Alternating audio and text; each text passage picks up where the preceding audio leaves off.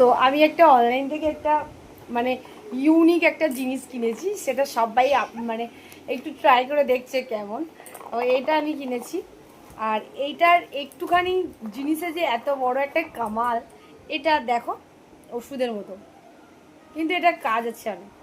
তো প্রথমত আমি একটু দিয়েছিলাম মুখে, এটা মুখেরই জিনিস, আমারটা দেখাইনি, আমার পেস্টটা অন্যরকম লাগছিল, তো ট্রাই করেছি। দেখো ভূত,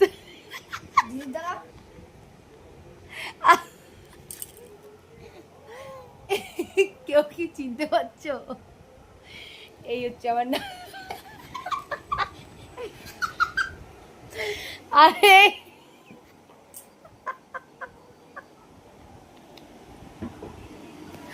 আর মেন কথা হচ্ছে আমার আমারটা হচ্ছে এই, আমি তো ওদের সাথে কথা বলবো বলে খুলে দিয়েছি, মানে এদের এদের মানে কি বলবো, এক্সাইটমেন্ট দেখে আমার নিজেরটাই আমি খুলে দিয়েছি।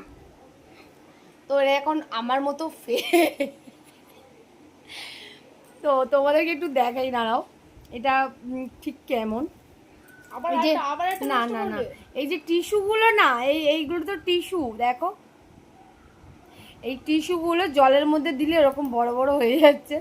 আমি যদি কোনোদিন বানাই আমি তোমাদেরকে দেখাবো যে মানে কেমন কেমন হয়। তোমরা অবশ্যই জানো এটা এখন বিয়েবাড়িতে ভাইরাল হয়েছে, বিয়েবাড়িতে এই এই রুমাল দিচ্ছে, এইগুলো হচ্ছে টিস্যু, এই এই এই দিচ্ছে এখন বিয়েবাড়িতে, মানে এটা মুখের মাস্ক বলে, কিন্তু মানে তোমার এরকম ছোট রুমালের মতো এরকম হাতে করে দিয়ে দিচ্ছে, জলে ফেলে দিচ্ছে, জল দিয়ে যাচ্ছে, ওটা তুলে নিগড়ে মুছে।